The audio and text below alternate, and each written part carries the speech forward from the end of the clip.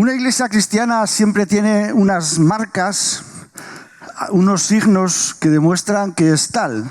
Si yo en algún momento estoy con alguien y llega a determinada hora y ese alguien se echa al suelo en una esterilla y empieza a hacer abluciones, digo, este tío es musulmán. Es una marca, un signo. Pues hay algunos signos en la iglesia, a cosas que hacemos o que debiéramos hacer, que... no he cogido el mando para cambiar. Bueno, os lo digo, cambiáis vosotros. Quitad esto todavía, que no quiero empezar a cero. Estas marcas en los años 80 hemos hablado mucho de ellas. No sé por qué últimamente no hablamos tanto de esto. Recuerdo una predicación de José Gallardo y un material que nos venía de Argentina. Siempre hablaban de estas marcas, signos de la iglesia. Y para hablar de ellas vamos a utilizar las palabras griegas que vienen en el original, especialmente en el libro de Hechos, pero en todo el Nuevo Testamento. Distintivos para la iglesia. Ahora sí, el primero de ellos os sonará, se llama, nosotros decimos koinonía, pero he visto en el diccionario griego que ponía koinonia, con el acento ahí en la O. ¿Y qué este palabra de dónde viene? Pues por ejemplo lo encontramos en Hechos 2, 43-47, dice: todo el mundo estaba impresionado a la vista de los numerosos prodigios y señales realizados por los apóstoles. En cuanto a los creyentes, vivían todos de mutuo acuerdo y todo lo compartían. Aquí esto es la koinonía, ¿no? Hasta vendían las propiedades y bienes y repartían el dinero entre todos según la necesidad de cada cual. Bueno, sabéis el texto, a diario acudían al templo con constancia y en íntima armonía, en familia, partían el pan, compartían juntos el alimento con sencillez y alegrías sinceras. Y más adelante en el capítulo 4, pues también dice, el grupo de los creyentes estaba totalmente compenetrado en un mismo sentir y pensar, y ninguno consideraba de su exclusiva propiedad los bienes que poseía, sino que todos lo disfrutaban en común. Entonces, esto, lo que significa esta palabra, pues es lo que hay en común. Está relacionada con palabras como compañerismo, participación, comunión, solidaridad. Y pues es un concepto muy amplio. Ya sabéis que algunas palabras que traducimos al español, pues ponemos solamente una palabra, pero no expresa exactamente todo el amplio concepto que significa en el original, ¿no? Para que haya koinonía en un grupo, o koinonia, como dice el diccionario griego, es importante buscar el bien común por encima de las preferencias personales. Si hay egoísmo, si yo estoy primero, si no buscamos primero el bien común, el bien del otro antes, no puede haber koinonia. Este fin de semana hemos tenido mucha koinonia aquí. Casi todo lo que hacemos los hermanos en la fe tiene que ver con este término, cuando tenemos comunión, cuando estamos compartiendo. Entonces no es solamente estar en reuniones, va mucho más allá. Por cierto que ayer mucha gente venía y me felicitaba a mí. Enhorabuena, enhorabuena, me decían todos. Y pues... no, la verdad es que yo hice bastante poco para la reunión de ayer. De hecho, ni siquiera estuve en la primera parte porque teníamos una actividad en Briviesca. Así que muchas gracias a todos, pero parece que las alabanzas me las llevé yo. En fin, espero que también nos dirán las gracias a vosotros. Cuando hay comunión, koinonía, no hace falta que todos tengamos uniformidad, que todos seamos iguales, que todos pensemos igual, que todos actuemos de la misma manera. Pero sí hay unanimidad. Podemos ser diferentes, podemos ser diversos, pero podemos ser unánimes. Y esto, para que ocurra esto, no es fácil. Por eso hace falta este palabra griego que venga a nosotros, que es la koinonía. Y eso aparece cuando estamos buscando el bien común por encima del bien personal. Ahí nadie sobra. En un ambiente de comunión, de koinonia, nadie sobra, todo el mundo tiene algo que aportar, todo el mundo tiene algo que poner.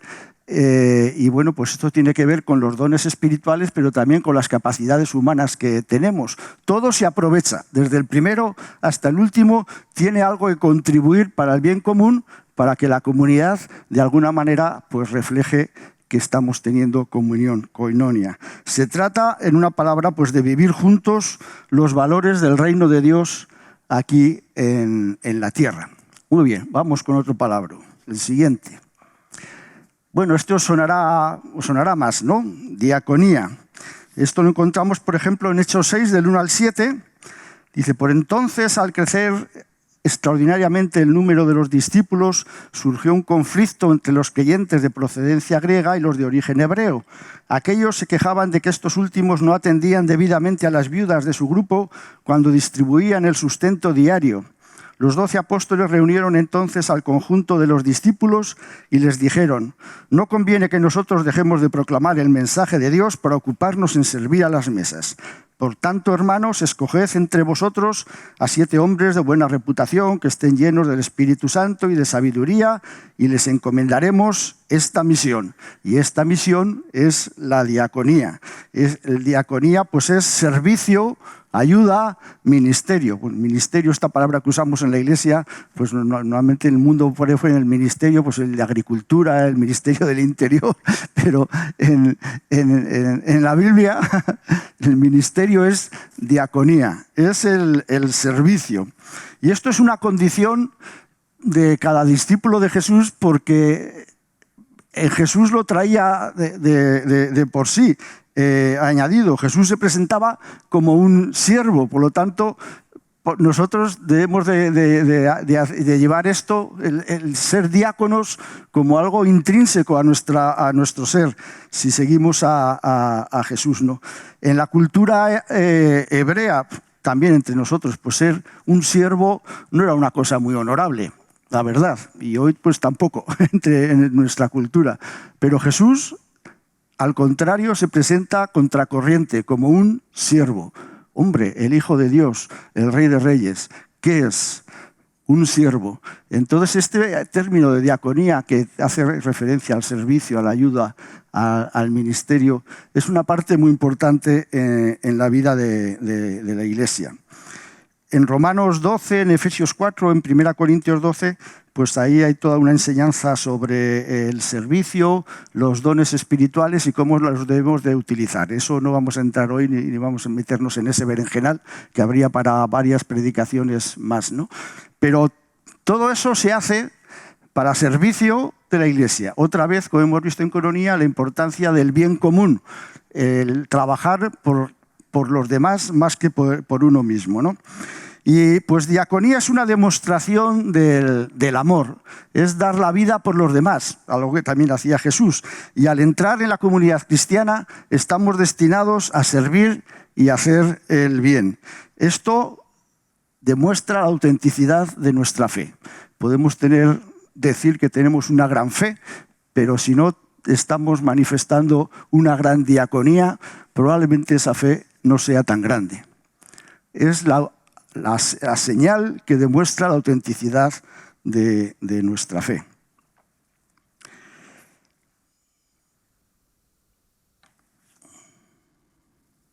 Marcos 10:45 dice: porque así también el Hijo del Hombre no ha venido para ser servido, sino para servir y dar su vida en pago de la libertad de todos. Y en Lucas 22 dice: surgió una disputa entre los apóstoles acerca de cuál de ellos era el más importante.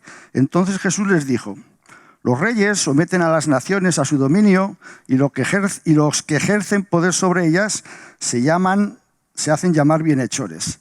Pero entre vosotros no debe ser así. Antes bien, el más importante entre vosotros debe ser como el más pequeño. Y el que dirige debe ser como el que sirve. Muy bien. Tercer palabra. Este asusta un poco, ¿eh? Martiría. Bueno, este viene en Hechos 1:8, por ejemplo, dice: vosotros recibiréis la fuerza del Espíritu Santo que descenderá sobre vosotros y os capacitará para que deis testimonio de mí en Jerusalén, en toda Judea, en Samaria y hasta lo último de la tierra. Y, por ejemplo, en Hechos 4:20 también dice, por nuestra parte, no podemos dejar de hablar de lo que hemos visto y oído. Así que esto, sí, ¿qué significa? Pues es declarar lo que hemos visto y oído, compartir una experiencia, pero no algo así, una experiencia de otro o algo que hemos aprendido, es algo que nosotros mismos hemos vivido, es algo de nuestra propia experiencia. Y pues como dice la palabra martiría, de donde viene mártir, tiene que ver con que esto que tenemos que compartir de nuestra propia experiencia es tan importante y tan valioso que estamos dispuestos incluso a ponerlo por delante de nuestras vidas. Y la historia cristiana pues está llena de mártires, personas que tenían algo que decir, que habían experimentado a Dios de una manera tan profunda que estaban dispuestos, si hacía falta, a dar la vida por ello. Y esto pues es una señal más de la comunidad cristiana, ¿no? Esta señal pues marca que algo profundo y auténtico ha pasado en nosotros y que es una gran influencia en nuestra vida. De hecho, es lo más importante de nuestra vida. Esa experiencia gozosa de encontrarnos con Dios, de recibir su Espíritu Santo, es algo que tenemos que compartir, que tenemos que poner primero. Y si a alguien no le gusta y si alguien nos amenaza, no puedes compartir eso, no puedo callarme, porque esto es el motor de mi vida, es la experiencia de mi vida, es lo más importante que he tenido. Y si hace falta morir por ello, pues muero. Bueno, ojalá no estemos en una situación como esta, pero el mundo está lleno de lugares donde hay mártires todos los días. Estos días los de Puertas Abiertas acaban de sacar, todos los años sacan su lista de persecución de los cristianos, ¿no? Si lo buscas en internet, pues la cosa no ha ido a mejor. Hay más países este año que el anterior donde a los cristianos se les persiguen y donde decir la experiencia que has tenido con Dios puede llevarte al martirio. Pedro, en 1 Pedro 5, se presentaba así, dice, yo soy también testigo de los padecimientos de Cristo y partícipe ya de la gloria que está por revelarse. Y el Señor calificaba a sus discípulos como testigos o mártires, ¿no? Indicando que su vida estaba orientada a dar testimonio de eso que habían orientado. Vosotros daréis testimonio porque desde el principio estáis conmigo, dice el Evangelio de Juan 15. Seréis mis testigos hasta el extremo de la tierra, en Hechos 1. Y los apóstoles dijeron en Hechos 2, nosotros somos testigos. El primer discurso allí delante de todos, ¿no? Mártires. Esto es una señal muy importante en la Iglesia.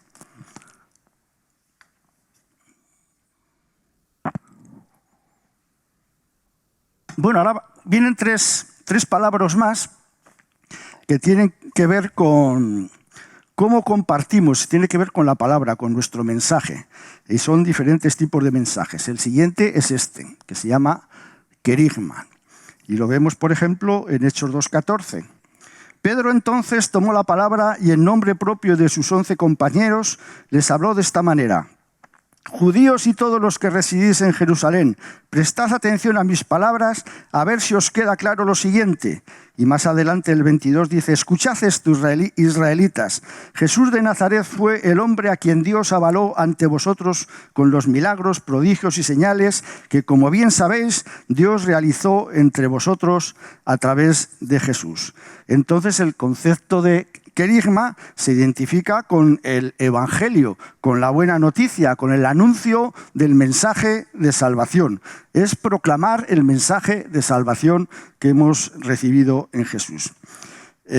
Cuando Jesús empezó a predicar decía, convertíos, pues eso es querigma.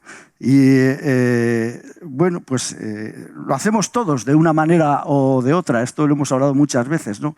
Pero es de alguna manera la labor principal del evangelista. Todos tenemos que ser evangelistas y trabajar el querigma en nuestra familia, en nuestro trabajo, allí donde encontramos a alguien con quien podemos compartir las buenas noticias. Hay salvación en Jesús, pero el evangelista de alguna manera es el especialista en este palabra. Muy bien, siguiente. Otra manera en que compartimos es la didaqué. Esto lo encontramos, por ejemplo, en Hechos 2:42, cuando dice: todos se mantenían constantes a la hora de escuchar la enseñanza de los apóstoles, de compartir lo que tenían, de partir el pan y de participar en la oración. Entonces la didaqué es esto que estamos haciendo ahora. Esto no es querigma, no estoy hablando... Bueno, quizás aquí alguno no conocéis a Jesús, sería interesante saberlo para hacer un poco de querigma después de la reunión. Pero en general los que estamos aquí ya hemos recibido el querigma, ya hemos aprendido sobre la salvación, hemos dado los pasos necesarios para ser discípulos de Jesús. Pero aún así necesitamos seguir recibiendo una enseñanza diferente, y esa enseñanza, esa formación es la didaqué, que tiene que ver con el aprender a caminar en la vida cristiana. Es la transmisión de un conocimiento, la profundización por el estudio en las Escrituras y también aprender a aplicarlo en las situaciones actuales. Generalmente esto requiere disciplina, dedicarle tiempo y algún esfuerzo, ¿no? La Biblia da mucha importancia a esta área. Ya en Deuteronomio dice: graba en tu corazón estas palabras que hoy te he dicho, incúlcaselas a tus hijos. Háblales de ellas cuando estés en tu casa y cuando vayas de camino, cuando te acuestes y cuando te levantes. Esta formación en la que estamos toda la vida cristiana hasta que el Señor nos lleve o Él regrese es la didaqué, ¿no? Y es muy importante porque pues contribuye a la unidad del cuerpo, nos fortalece frente a los ataques del enemigo y también nos ayuda a cómo enfrentar las diferentes circunstancias de la vida. En la Biblia hay muchos recursos, muchas formas como nos enseña todas estas cosas. A veces hay poemas, hay refranes, hay parábolas, hay símbolos, hay repeticiones. Pues es como en la escuela. Hay que utilizar la pedagogía para que la didaqué nos llegue y nos cale, ¿no? Además de los temas de la fe que necesitamos aprender, esto incluye también cómo enfocarlos en cuanto a la ética del trabajo, el uso del dinero, la violencia, la sexualidad, el consumo, las relaciones de pareja. Todas esas cosas tienen que estar llenas de la didaqué, la enseñanza que sacamos de la Biblia y que tenemos que aplicar a nuestra vida. Muy bien, y por último, Paraclesis. ¿Dónde lo encontramos? En Hechos 11:23. Al llegar y ver el resultado de la gracia de Dios, se llenó de alegría y animaba a todos a permanecer en constante fidelidad al Señor. En Hechos 14, 21-22 dice: después de haber anunciado la buena nueva en aquella ciudad y de haber hecho muchos discípulos, volvieron a Listra, Iconio y Antioquía de Pisidia, animando de paso a los creyentes y exhortándolos a permanecer firmes en la fe. Entonces, la traducción de Paraclesis sería exhortación, consejo, corrección, consolación, ayuda. Es la labor que hace un consejero o un pastor, ¿no? Consolar al triste, corregir al que anda mal, animar al cansado, dar consejo ante decisiones importantes. Es de alguna manera cuando hacemos dirección espiritual. Por cierto que lo anterior, la didaqué, pues está relacionado con el maestro, ¿no? El maestro es, digamos, así como el querigma estaba relacionado con el evangelista, la didaqué está relacionado con el maestro, y Paraclesis pues está relacionado con el consejero o con el pastor. No el pastor, ya sabéis que generalmente, no sé por qué, al que está el responsable de la iglesia o los responsables de la iglesia le llamamos pastores, pero el pastor en realidad es aquella persona que está especializada en estas tareas, en Paraclesis, ¿no? Y de alguna manera pues también todos nosotros estamos llamados a ser pastores, de cuidarnos unos a otros, de aconsejarnos, de corregirnos, aunque haya una especialización en aquellas personas que tienen un don espiritual como pastor. Si deseamos, en Juan 15:16, ¿a quién se llama así Paracleto? Al Espíritu Santo, porque el Espíritu Santo es quien nos guía, quien nos enseña, quien nos dice cómo salir de las circunstancias donde nos metemos, cómo responder ante una circunstancia que aparece. Entonces el Espíritu Santo es el Paracleto, que nos hace paraclesis con nosotros, ¿no? La Iglesia tiene que manejar todos estos términos y, digamos, de alguna manera, pues tenerlos en equilibrio, trabajar todos ellos. Todos son importantes y todos son necesarios. Si tenemos una Iglesia que tiene una gran enseñanza muy profunda, muy buena, pero luego no tiene consuelo, no tiene exhortación, cuando uno cae o hace mal las cosas, nadie viene a corregirle, hermano, no hagas eso. Pues adolece, ¿no? Si tenemos una Iglesia que estamos todo el día pues con el evangelismo, hablando a gente inconversa. Si yo vengo hoy aquí y hago querigma, os estoy hablando de la salvación, a vosotros que ya lleváis años, pues no tiene mucha utilidad, ¿no? Ahí conozco gente que le gusta hacer esto, ¿no? Que a mí vienen algunos y empiezan a decirme, no, porque Jesucristo murió por nosotros y Él entregó su vida en la cruz. Hombre, que yo me convertí con 17 años, háblame de otra cosa. Todas estas áreas son importantes y necesarias y depende del ambiente o las circunstancias donde estamos, tenemos que ponerlas en marcha. Si hacemos esto, pues la Iglesia que tendremos será una comunidad que refleje los valores que vemos cuando leemos el libro de los Hechos o estudiamos especialmente el Nuevo Testamento. ¿Qué os parece? Pues nada, aprenderos estas palabras. Vamos a por ello. Muchas gracias.